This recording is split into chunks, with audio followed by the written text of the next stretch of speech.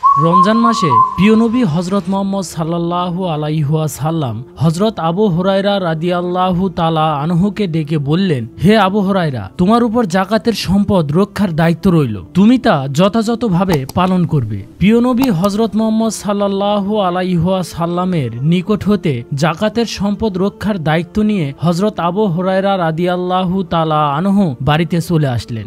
রাতের বেলা হজরত আবু হুরায়রা রাদিয়াল্লাহু তাআলা আনহু শুয়ে আছেন। তিনি তখনও ঘুমাননি। হজরত আবু হুরায়রা রাদিয়াল্লাহু তাআলা আনহু লক্ষ্য করলেন যে কোনো এক আগন্তুক এসে যাকাতের খাবারের মধ্যে হাত দিয়ে কিছু নিতে চাচ্ছে। তখন হজরত আবু হুরায়রা রাদিয়াল্লাহু তাআলা আনহু শোয়া থেকে উঠে সেই আগন্তুকের কাছে গেলেন এবং তাকে ধরে ফেললেন। অতঃপর হজরত আবু হুরায়রা রাদিয়াল্লাহু তাআলা আনহু সেই আগন্তুককে বললেন, আল্লাহর কসম, আমি অবশ্যই তোমাকে প্রিয় নবী হজরত মুহাম্মদ সাল্লাল্লাহু আলাইহি ওয়াসাল্লামের কাছে নিয়ে যাব। তখন সেই আগন্তুক বলল, আমি খুব দরিদ্র একজন মানুষ, আমার পরিবার আছে, আমার অভাব মারাত্মক, অনুগ্রহ করে আমাকে ছেড়ে দিন। তখন আগন্তুকের কাকতি মিনতিতে হজরত আবু হুরায়রা রাদিয়াল্লাহু তাআলা আনহুর খুব দয়া হলো। তাই তিনি সেই আগন্তুককে ছেড়ে দিলেন। ছাড়া পেয়ে সেই আগন্তুক সেখান থেকে চলে গেলেন। অতঃপর সকালবেলা যখন হজরত আবু হুরায়রা রাদিয়াল্লাহু তাআলা আনহু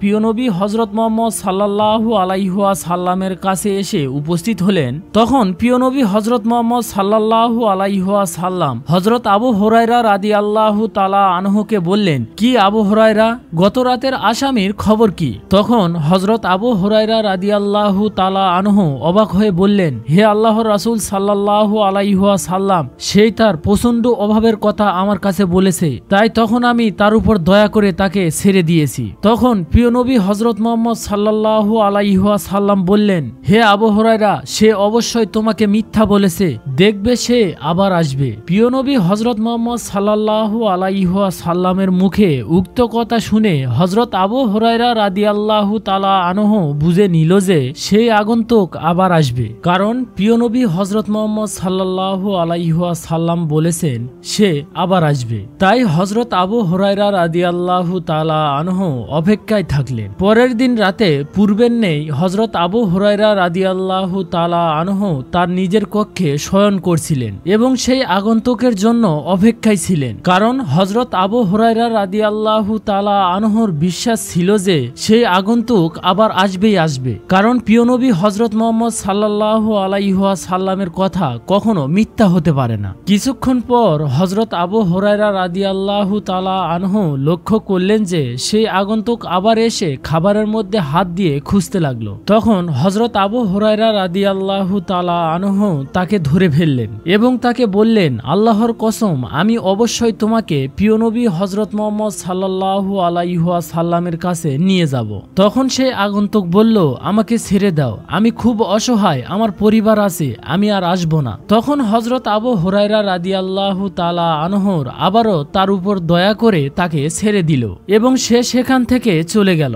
সকালবেলা হজরত আবু হুরায়রা রাদিয়াল্লাহু তাআলা আনহু যখন প্রিয় নবী হজরত মুহাম্মদ সাল্লাল্লাহু আলাইহি ওয়াসাল্লামের দরবারে এসে উপস্থিত হলেন, তখন প্রিয় নবী হজরত মুহাম্মদ সাল্লাল্লাহু আলাইহি ওয়াসাল্লাম বললেন, কি আবু হুরায়রা, গত রাতে তোমার আসামি কি করেছ? তখন হজরত আবু হুরায়রা রাদিয়াল্লাহু তাআলা আনহু বললেন, হে আল্লাহর রাসূল সাল্লাল্লাহু আলাইহি ওয়াসাল্লাম, সে তার চরম অভাবের কথা আমার কাছে বলেছে, তার পরিবার আছে, আমি তার উপর দয়া করে তাকে ছেড়ে দিয়েছি। তখন প্রিয় নবী হজরত মুহাম্মদ সাল্লাল্লাহু আলাইহি ওয়াসাল্লাম বললেন, অবশ্যই সে তোমাকে মিথ্যা বলেছে, দেখবে সে আবার আসবে। এবারও হজরত আবু হুরায়রা রাদিয়াল্লাহু তাআলা আনহু বুঝে গেলেন যে সে আবার নিশ্চয়ই আসবে। তাই তৃতীয় রাতে হজরত আবু হুরায়রা রাদিয়াল্লাহু তাআলা আনহু অপেক্ষায় থাকলেন। অতঃপর সেই আগন্তুক আবারও এসে খাবারের মধ্যে হাত ঢুকিয়ে খুঁজতে লাগলো। তখন হজরত আবু হুরায়রা রাদিয়াল্লাহু তাআলা আনহু তাকে আবারও ধরে ফেললেন আর বললেন, আল্লাহর কসম, আমি অবশ্যই তোমাকে প্রিয় নবী হজরত মুহাম্মদ সাল্লাল্লাহু আলাইহি ওয়াসাল্লামের কাছে নিয়ে যাব। তুমি এই নিয়ে তিনবার এসেছো, অথচ তুমি বলেছিলে আর আসবে না, কিন্তু তুমি আবারও এসেছো। তখন সেই আগন্তুক বলল, আমাকে ছেড়ে দাও, আমি তোমাকে কিছু বাক্য শিক্ষা দেব যা তোমার খুব উপকারে আসবে। তখন হজরত আবু হুরায়রা রাদিয়াল্লাহু তাআলা আনহু বললেন, কি সেই বাক্যগুলো? তখন সেই আগন্তুক বলল, বলল, যখন তুমি নিদ্রায় যাবে তখন তুমি আয়াতুল কুরসি পাঠ করবে, তাহলে আল্লাহর পক্ষ থেকে তোমাকে একজন রক্ষক পাহারা দেবে, আর সকাল পর্যন্ত শয়তান তোমার কাছে আসতে পারবে না। সেই আগন্তুকের মুখ থেকে উক্ত বাক্য শোনার পর হযরত আবু হুরায়রা রাদিয়াল্লাহু তাআলা আনহু তাকে ছেড়ে দিলেন এবং সেই আগন্তুক সেখান থেকে চলে গেল। সকালবেলা যখন হযরত আবু হুরায়রা রাদিয়াল্লাহু তাআলা আনহু প্রিয় নবী হযরত মুহাম্মদ সাল্লাল্লাহু আলাইহি ওয়াসাল্লামের কাছে এসে উপস্থিত হলেন, তখন প্রিয় নবী হযরত মুহাম্মদ সাল্লাল্লাহু আলাইহি ওয়াসাল্লাম বললেন, কি হে আবু হুরায়রা, গত রাতে তোমার আসামি কি করেছ? তখন হযরত আবু হুরায়রা রাদিয়াল্লাহু তাআলা আনহু বললেন, ইয়া আল্লাহর রাসূল সাল্লাল্লাহু আলাইহি ওয়াসাল্লাম, সে আমাকে কিছু উপকারী বাক্য শিক্ষা দিয়েছে, তাই আমি তাকে ছেড়ে দিয়েছি। তখন প্রিয় নবী হযরত মুহাম্মদ সাল্লাল্লাহু আলাইহি ওয়াসাল্লাম হযরত আবু হুরায়রা রাদিয়াল্লাহু তাআলা আনহুকে জিজ্ঞাসা করলেন, তোমাকে সে কি শিক্ষা দিয়েছে? তখন হযরত আবু হুরায়রা রাদিয়াল্লাহু তাআলা আনহু বললেন, সে বলেছে, যখন তুমি নিদ্রায় যাবে তখন আয়াতুল কুরসি পাঠ করবে, তাহলে আল্লাহর পক্ষ থেকে তোমাকে একজন রক্ষক পাহারা দেবে, আর সকাল পর্যন্ত শয়তান তোমার কাছে আসতে পারবে না। তখন উপস্থিত সকল সাহাবায়ে কেরাম এই শিক্ষণীয় বিষয় জানতে খুবই আগ্রহ ছিলেন। তখন প্রিয় নবী হযরত মুহাম্মদ সাল্লাল্লাহু আলাইহি ওয়াসাল্লাম বললেন, সে তোমাকে সত্য বলেছে, যদিও সে মিথ্যাবাদী। হে আবু হুরায়রা, গত 3 রাত যার সাথে তুমি কথা বলেছ, তুমি কি জানো সে কে? তখন হযরত আবু হুরায়রা রাদিয়াল্লাহু তাআলা আনহু বললেন, না, আমি জানি না। তখন প্রিয় নবী হযরত মুহাম্মদ সাল্লাল্লাহু আলাইহি ওয়াসাল্লাম বললেন, সে হলো শয়তান। বর্ণনায় সহিহ বুখারী। প্রিয় দর্শক, এই হাদিস থেকে আমরা শিখতে পেলাম যে তা হলো জনগণের সম্পদ পাহারা দেওয়া ও তা রক্ষা করার জন্য একজন আমানতদার দায়িত্বশীল নিয়োগ দেওয়া কর্তব্য।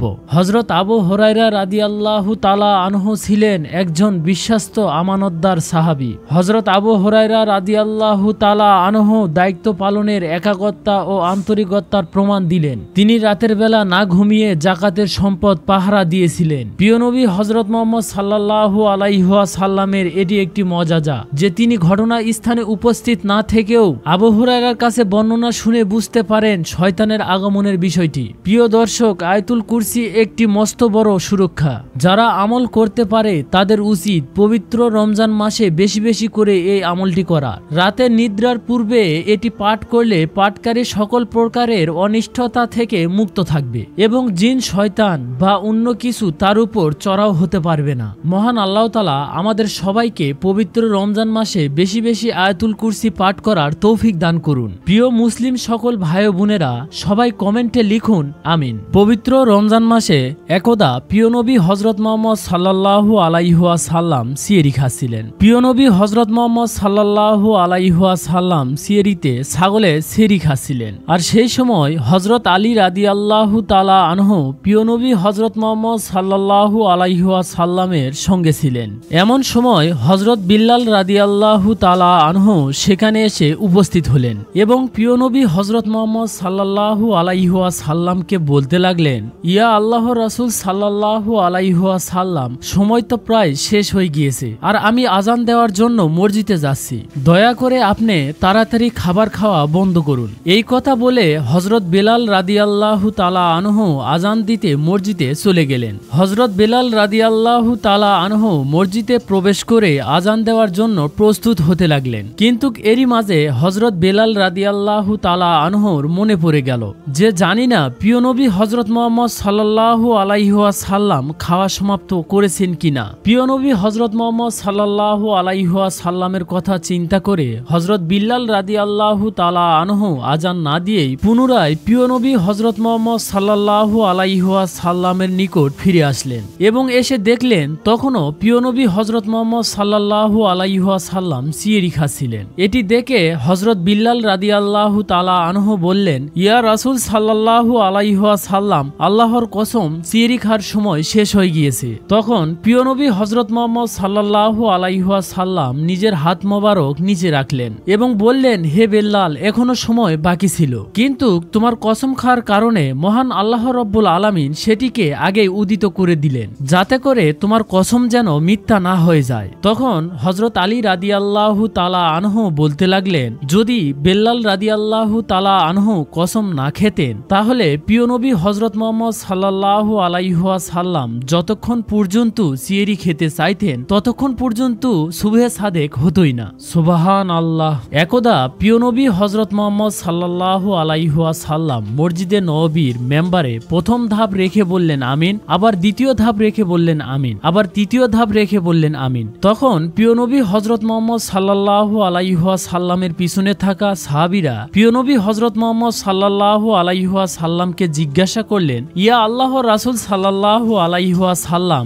আপনি তিনবার কেন আমিন বললেন? আমরা তো বুঝতে পারলাম না। তখন প্রিয় নবী হযরত মুহাম্মদ সাল্লাল্লাহু আলাইহি ওয়াসাল্লাম বললেন, হে আমার সাহাবীরা, এইমাত্র ফেরেশতা হযরত জিবরাইল আলাইহি ওয়াসাল্লাম আমার কাছে এসে আমাকে শুনিয়ে দিয়েছে যে ব্যক্তি পবিত্র রমজান মাস পেয়েও ইবাদতের মাধ্যমে মহান আল্লাহ রাব্বুল আলামিনের ক্ষমা পেল না, সেই দুর্ভাগা এবং সেই হতভাগা। আমি তখন বলেছি আমিন। তারপর ফেরেশতা হযরত জিবরাইল আলাইহি ওয়াসাল্লাম আমাকে বলল যে মা বাবা উভয়কে পেয়েও তাদের সন্তুষ্ট করার মাধ্যম দিয়ে যারা আল্লাহ রাব্বুল আলামিনের জান্নাত হাসিল করতে পারল না তারা দুর্ভাগা এবং হতভাগা। আমি তখন বলেছি আমিন। এবং তৃতীয় পর্যায়ে যখন ফেরেশতা হযরত জিবরাইল আলাইহি ওয়াসাল্লাম আমাকে বলল যে হে নবী, আপনার নাম শোনার পরেও যে আপনার উপর দুরূদ পাঠালো না, অর্থাৎ যে সাল্লাল্লাহু আলাইহি ওয়াসাল্লাম বলল না, সেই দুর্ভাগা এবং হতভাগা। তখন আমি বলেছি আমিন। প্রিয় মুসলিম সকল ভাই ও বোনেরা, এই হাদিস থেকে আমরা এটাই জানতে পারি যে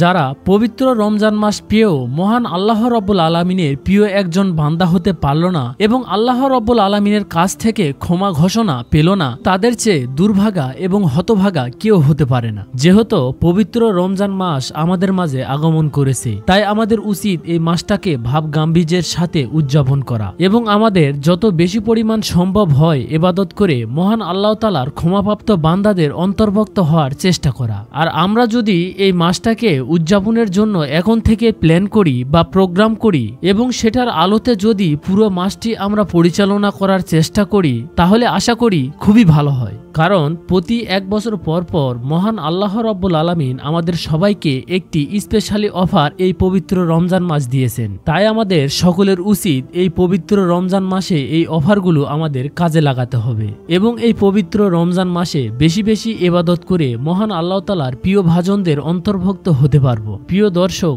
সবাই কমেন্টে লিখি ইনশাআল্লাহ। আজকের ভিডিওটা এই পর্যন্তই। ভিডিওটা ভালো লাগলে সবাইকে বেশি বেশি শেয়ার করে দিয়ে দেখার সুযোগ করে দিবেন। সবাই ভালো থাকবেন, সুস্থ থাকবেন। আল্লাহ হাফেজ।